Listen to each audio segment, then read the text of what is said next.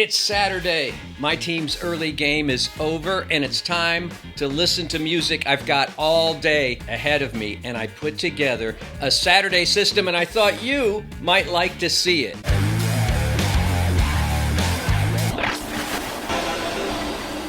Hi, I'm Bob, and you are in the United States of Analog again. Thanks for being here. I appreciate your support. Yeah, my team, my alma mater, had an early game today.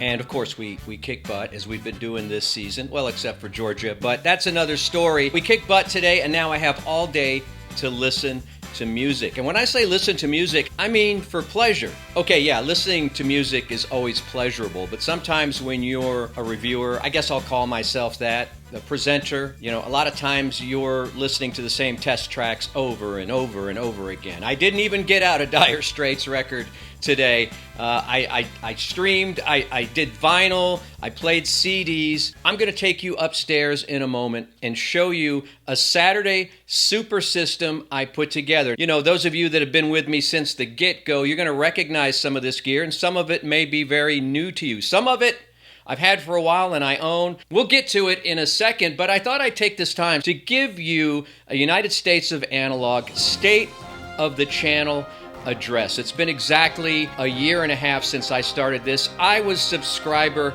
number 1, and I've built it all the way to, almost 15,000 subs right now, and I need your help. If you have not subbed my channel, please do so. It's not like I need the Benjamins. Yeah, that's kind of in its own way a nice validation, but I need these sub numbers to help attract manufacturers to send me more gear, not to have, but to listen to. Electronic companies have been great for me. Cambridge Audio, Gishelli Labs, some of the overseas brands, the Chinese brands and things like that. I know. Speaker companies, though, I'm still waiting for those emails. So I'm sure they're looking at the sub figures.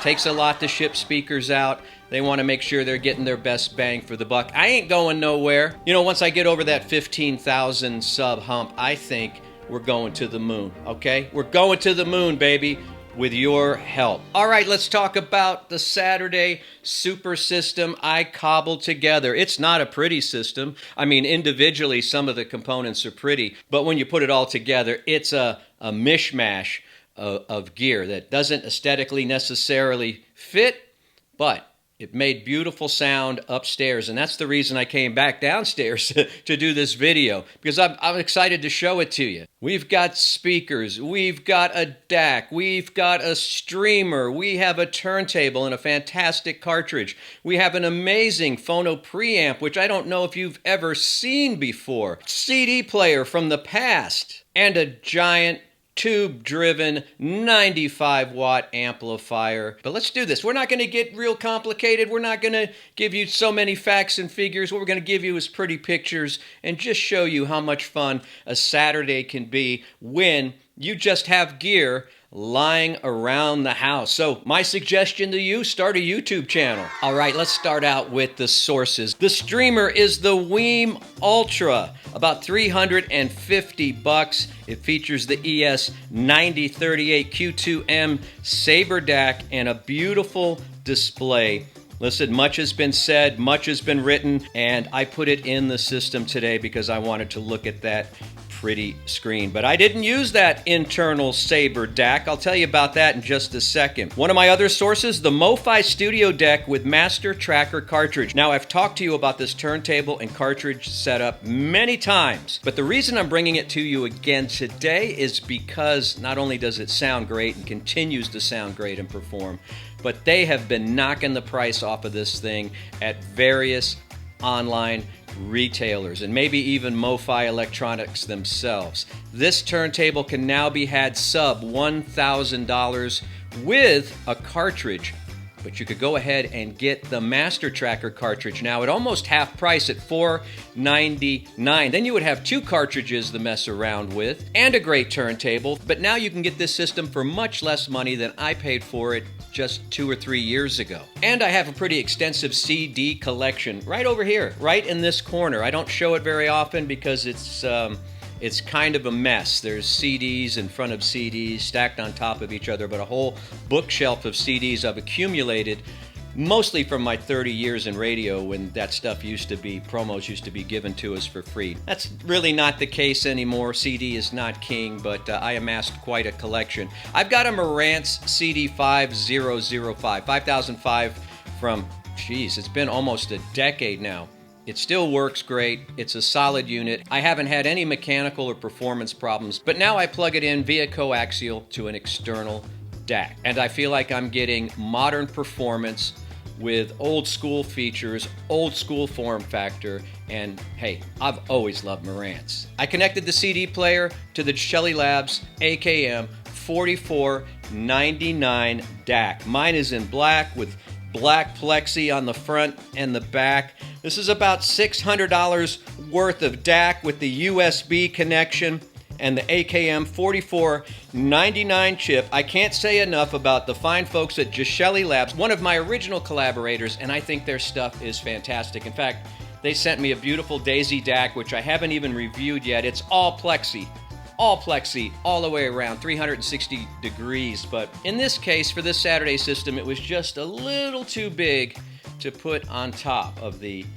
BDI cabinet. And by the way, the BDI cabinet, a big part of my Saturday system. It just looks great, and it's the way to go if you have the means. But I didn't want to scratch up my Daisy DAC by putting it on a shelf inside, with all the plugging and unplugging and all that stuff. So I'm using the 4499 upstairs. My MoFi deck was connected to the Kitsune Hi-Fi KTE LCR-1 Mark V 2-piece Phono preamp system. Yeah, it's a Phono preamp with a separate power supply. Now, I'm just digging into this thing. This is where audio goes.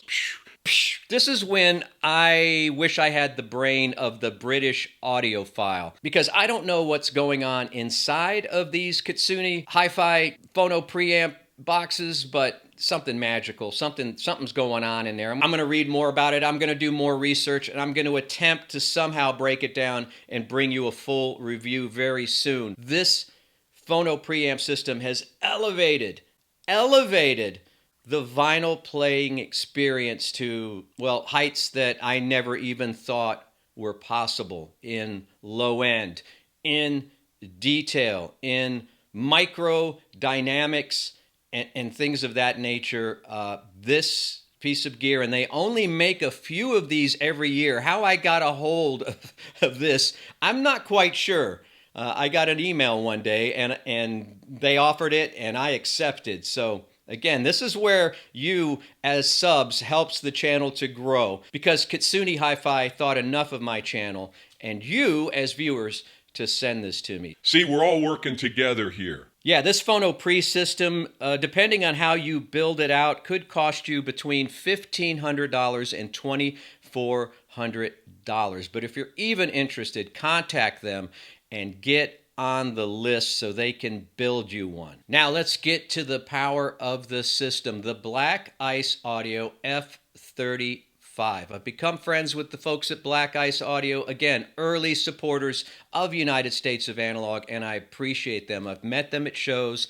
I've talked to them on the phone. Again, we don't get to keep this stuff. We have to box it up and send it back. But that's the game that we play here. And let me tell you, it's exciting to get gear like the F35 with the KT88C Sylvain tubes. I guess these are what you call Coke bottle tubes. I could be wrong. Maybe I'm using the wrong designation. I call them Coke bottle tubes. Man, these things glow orange. They're warm. You could just put your hand over the tubes and you could just feel that warmth. There's something about tube amps that just make you go, I mean, do they have all the analytic detail of a good solid state system? They just make me feel good. I don't know if it's the absolute end game in sound, but man, when you feel good about your equipment, much like when you hold a golf club in your hand, if it feels good in your hand, you're probably going to hit it better.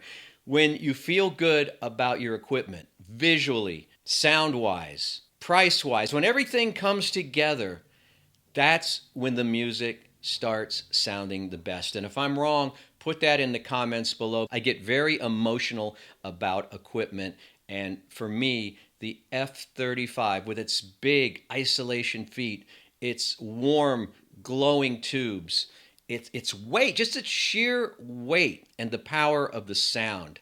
That tube punch that just hits you right in the solar plexus. Man, let me tell you, it really gets my audio motor running. So that's my Saturday system I've been enjoying today. I thought you might like to see it. I think I covered it all, right?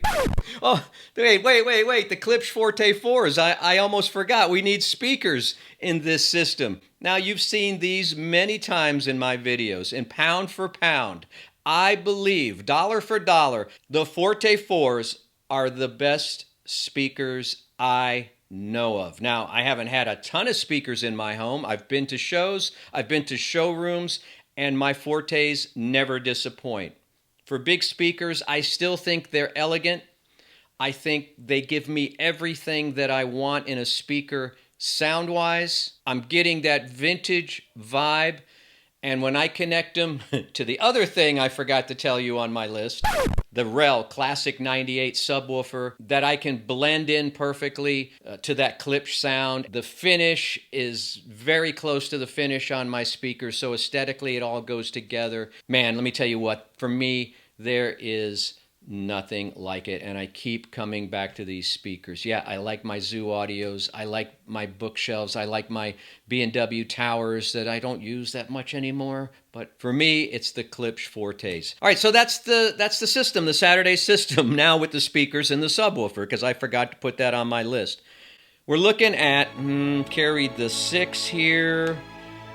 I gotta add that subwoofer. Carried the 6. We're looking at just over $12,000 in equipment. Now, could I get a better sounding system for $12,000? Yeah, probably. If I went out with purpose, with that money in my pocket and decided to get a system that, all work together, I'm pretty sure I could get a system that equaled this or sounded better than this. But this is what I cobbled together from the parts I had in-house for this Saturday afternoon to listen to my music. David Bowie, Van Morrison, Bruce Springsteen, Bob Dylan, the stuff I like to listen to. ELO, yeah, I've been going down an ELO wormhole lately. I saw them in concert a few weeks ago, and I've been digging into some of their old albums. Thin Lizzy, Devo, Black Sabbath. Look at these killer Rhino high-fidelity releases. I've been playing those upstairs. So yeah, today is all about my music, my Saturday system. Tomorrow we'll get back to reviewing Into the Dire Straits. I don't know why I singled them out. I like Dire Straits. It's not like someone's forcing it on me. You know what I'm talking about. Today was all about me, and this channel is all about you. Thanks for being here in the United States of Analog. I hope you enjoyed looking at my Saturday system. Also coming up, I've decided I'm gonna flip all my albums for you alphabetically in 26 or 27 or 28 different videos so that you can see my collection one letter at a time. That's coming up. I've already done the thumbnail, so I've gotta go. I gotta do it. And right now, if you would be so kind, after you sub me, go ahead and watch another video, or at least a couple minutes of another video right here. The geniuses at YouTube already know what you want to see. I don't know why you're fighting it. I don't know why you're fighting it. Just click on it and watch it, all right? You can't argue with the algorithms. You can't. So click on it right now, and I'll see you next time in the United States of Analog. Hook 'em horns!